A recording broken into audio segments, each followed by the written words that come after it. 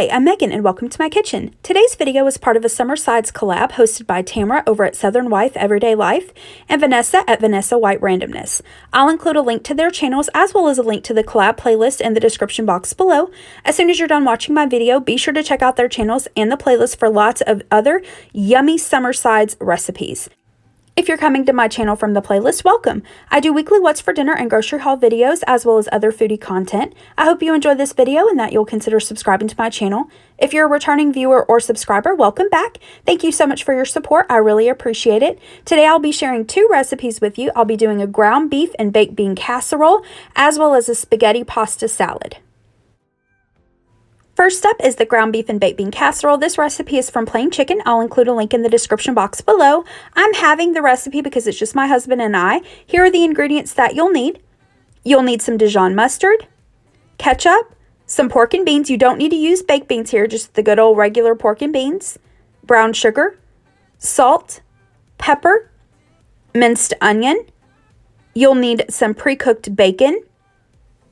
And then you'll also need some ground beef. Here I have some ground beef that I had already browned and put into the freezer. I just thawed this, but you can just brown some ground beef up. You could also use turkey in this. I've done that as well. I've got my oven preheated to 350 degrees. I've sprayed my baking dish really well with some cooking spray. And then basically all I'm going to do is add everything except the bacon into a large mixing bowl. So I'm adding in the pork and beans, the cooked ground beef, the minced onion, salt and pepper, the ketchup, brown sugar, and Dijon mustard, and then I'm going to mix that together really well and then give this a taste and see how you like it. See if you want to add a little more brown sugar or if you want to add a little salt and pepper. Today I decided to add a little bit of barbecue sauce. The recipe does not call for this. You do not have to do it, but I just thought it would be a nice addition. So I just added about a tablespoon or a tablespoon and a half of barbecue sauce and stirred that together.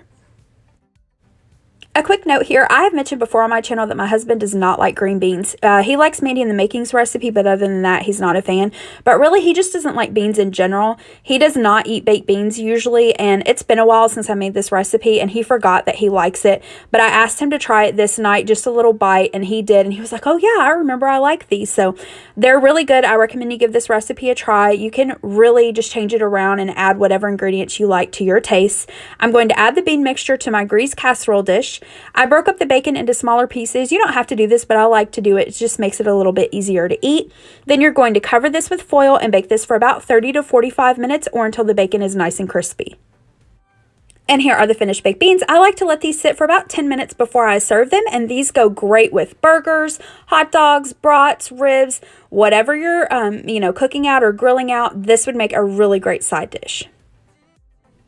Next up, I'm making a spaghetti pasta salad. I got this recipe years and years ago from a lady that I used to work with. She brought this to a work potluck and gave me the recipe.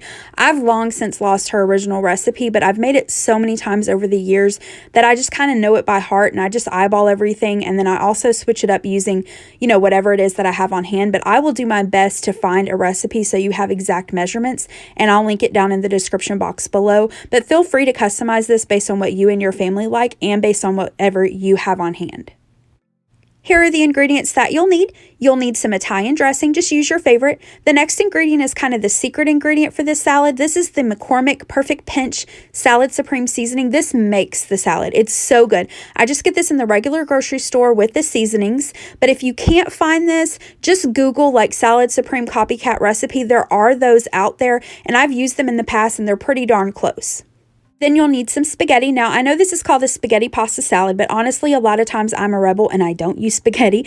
I use rotini, but just use whatever you have on hand. Then you'll need some cheddar cheese that you will cut into cubes, some bell pepper, cucumber, pepperoni, and then some cherry tomatoes. To get started, I'm going to cook my spaghetti according to the package instructions. I then drained it and rinsed it with cold water, and I've placed it into this bowl. And then I'm just going to add the rest of the ingredients. So I'm going to add my pepperoni. You could also use salami. I've also used the mini pepperonis in this before. That's also really good. Then I'm going to chop up the bell pepper. Then I'm going to add my cucumber. I just peel it and then seed it and cut it into chunks. Then I'm going to add in my cheddar cheese. And honestly, I just use whatever cheese I have on hand. I've actually even used, the string cheese. I've even chopped that up and put this in here before. So like I said, just use whatever you have on hand. I'm adding my cherry tomatoes. Again, I've just sliced those in half. Then I'm going to add in my Italian dressing. And once this sits for a little while, you may need to add a little bit more dressing. Then I'm going to add this Salad Supreme seasoning. I'm going to stir that until it's well combined, and I decided to add some grated Parmesan cheese, so I'm going to add a little bit of that, stir that again, cover this with the lid, and pop this into the refrigerator for a couple hours. You could eat it now, but it's really best if you give it a little bit of time for all the flavors to come together, and then that's it. This would be perfect for a cookout or a get-together or potluck this summer. If you take this, everyone will love it. And I know I said this earlier, but again, make this yours. If you'd like to add some diced red onion, that would be good. A lot of times when I make this, I'll take some marinated artichoke hearts, drain those, chop those up, and add that.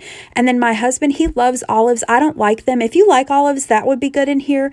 But for his portion, before I serve it to him, I always take a little bit out and add in some black olives and stir that for him because, again, he likes that. And then here are the plates. Tonight, we just had this with some pulled pork sandwiches. This made a really yummy side dish. And that's it. Thank you so much for watching. I will include the recipes in the description box below.